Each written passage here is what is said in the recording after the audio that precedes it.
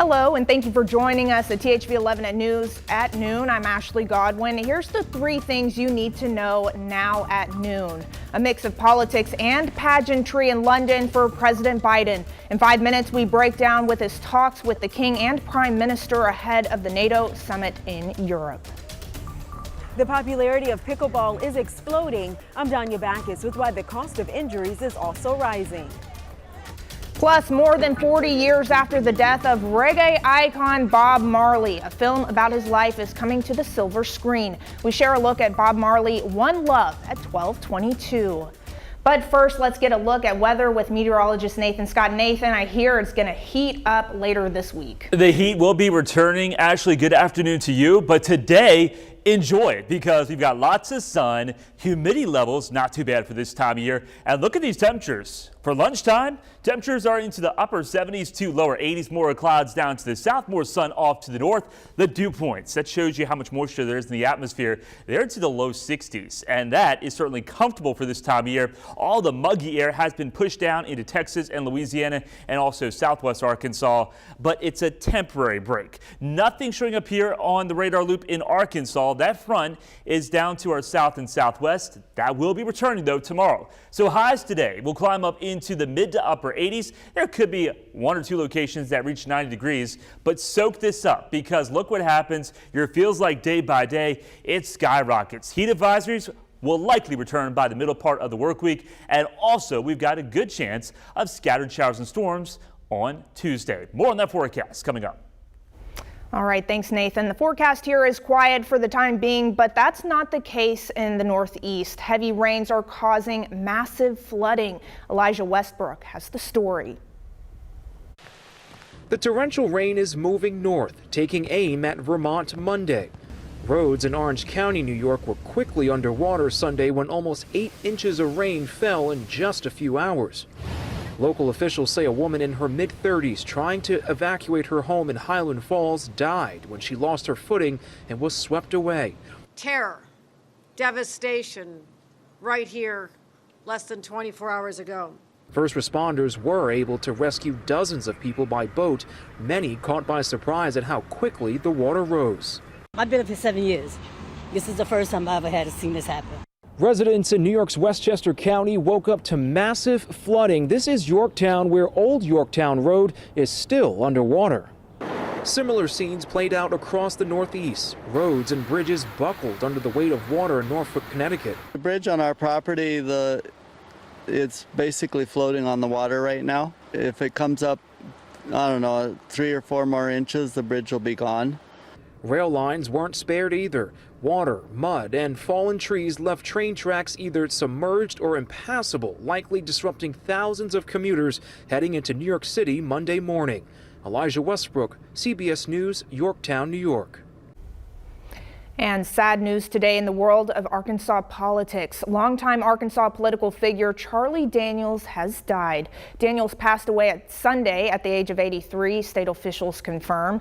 In addition to Secretary of State, Daniels served in several other prominent roles, including state land commissioner and state auditor. He's credited with overseeing major Capitol renovations and creating the online filing system for unclaimed property.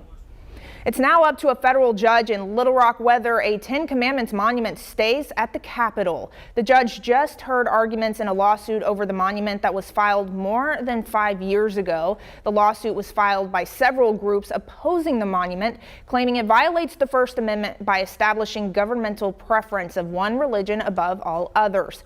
No word on when the judge will make a ruling. President Biden kicked off his 5-day trip to Europe with meetings in the UK ahead of a high-stakes NATO summit in Europe that starts tomorrow. The war in Ukraine is expected to top the agenda. Tina Kraus reports from London.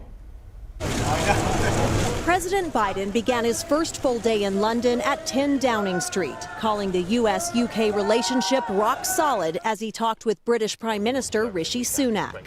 It's the 6th time the leaders have met, and their shared support for Ukraine likely dominated discussions, along with the president's controversial decision to provide cluster bombs to Ukraine in their war against Russia.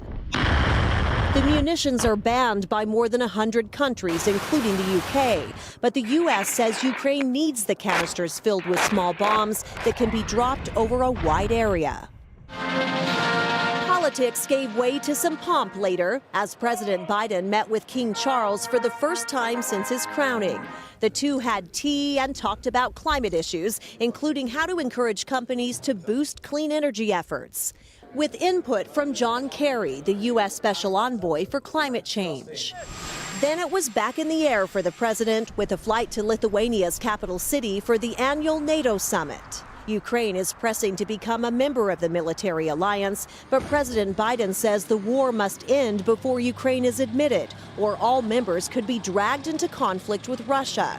Still, Ukrainian President Volodymyr Zelensky says he wants a guarantee, not just that the door is open, he says, but that Ukraine will be let through it. Tina Kraus, CBS News, London. NATO now has 31 nations as members after Finland joined the alliance back in April. Sweden hopes to be next, but political backlash from Turkey is delaying their bid for now.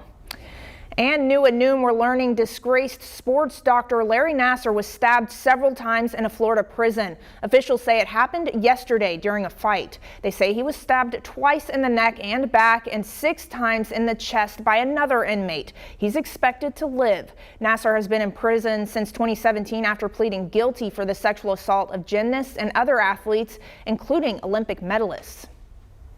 And a frantic search is on in Pennsylvania for a man suspected of murder who authorities say is dangerous and likely to be armed. Michael Burham escaped from jail Friday using tied-up bed sheets. Federal, state, and local agencies are involved in this search.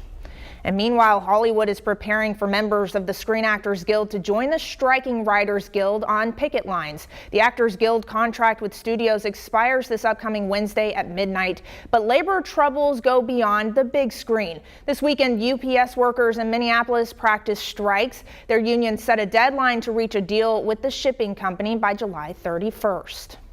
I think ultimately in an inflationary environment, employers want more seat at the table. Price inflation we're seeing across the board, and salary, job cuts, and everything else. If Hollywood actors join the writers on strike, the financial impact ripples far beyond Hollywood. Experts say it could cost the economy billions of dollars.